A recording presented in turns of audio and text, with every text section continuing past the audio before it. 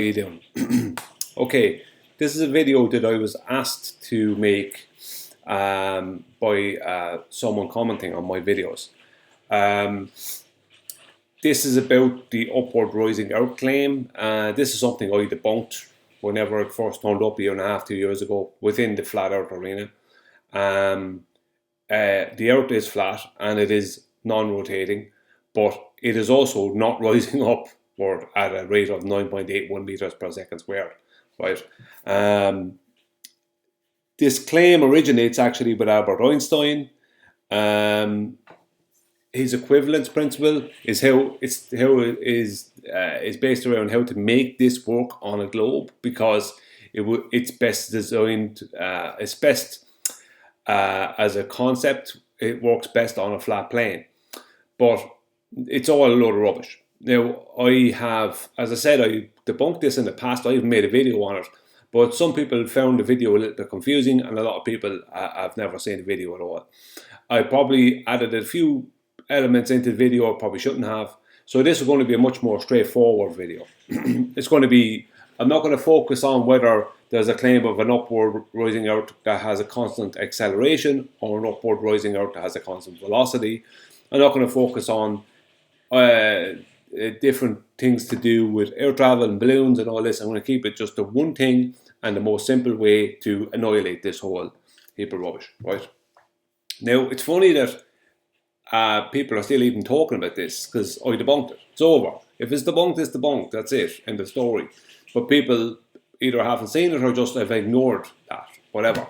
Either way, I'm not interested in debating any of these people. This is the end of it. This is the debunk, right? That nobody wanted to deal with 2 years ago or whatever. So this is it. If the earth is rising up, right, within their paradigm, whether it be Albert Einstein or any of the people claiming it now, weight, it does not actually exist as a downward force. It is purely apparent. So in other words, if you see something fall, it's not actually falling.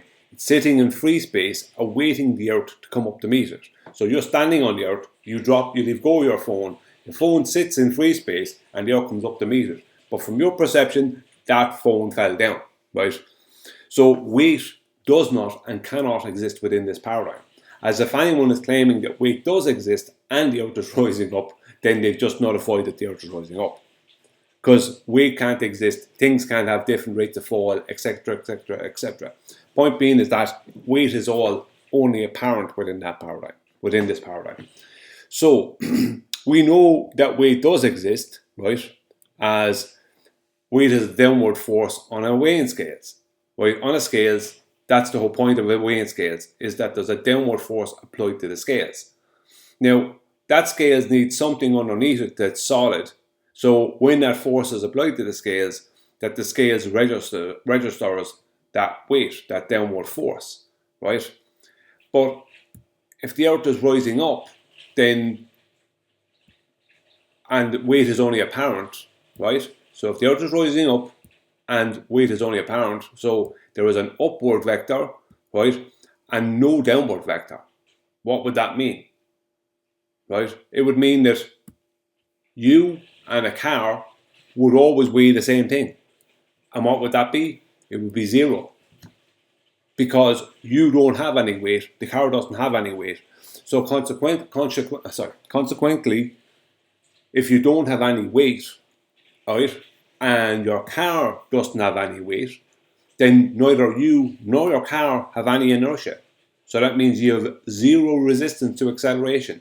So you can change your car here for Empire State Building, or for dump truck, whatever you want, right? Mountain, it doesn't matter. You, the car, the mountain, the building, whatever, has no weight. So you don't have any inertia, so you have no resistance to acceleration, right? Now we know that when we stand on a scales or put anything onto a scales, that there is a downward force upon that scales. You know, on a big scales, you stand on it, and if you can drive your car onto it, that side on the right here is going to go down further than the one on the left. It's going to lift you up because the car is greater in weight than you. It has a greater resistance to acceleration because it has greater inertia. Simple as. But if there isn't weight, then the car doesn't have any inertia, the same as you. So none of you have weight. Not the car, not you, not anything. So the point being is that we know that when we stand on a weighing scales, right, that if I stand on a weighing scales and any of you stand on a weighing scales, we're going to show all different weights. How is that possible if the weight is only an apparent effect of an upward rising earth? That would mean that everything would have the same weight, which would be zero. Basically, what it means is that the existence of weighing scales would be nullified. If the earth was rising up and weight was only apparent, as it could only be within that paradigm, weight cannot exist within that paradigm. That means that weighing scales would be non-existent. There'd be no need for them because there's nothing to weigh. Nothing has weight. Everything would weigh the same. So whether it be your car, another person, a building, whatever, it's all zero on the scales. So that's why this is a load of rubbish, right? It's not the only reason. There's many ways to debunk it. But the point is, this is the simplest way, right? The fact that weighing scales exists means that this can't. It's that simple. Because this means that the weighing, what is registering on the weighing scales, the differences that's registered on the weighing scales, those differences between me and you, or you and your car, or whatever, right, can't exist within this paradigm. But they do exist. That means weighing scales exist, weight exists, this paradigm does not. It's that simple. Okay, that's the end of that. Thank you.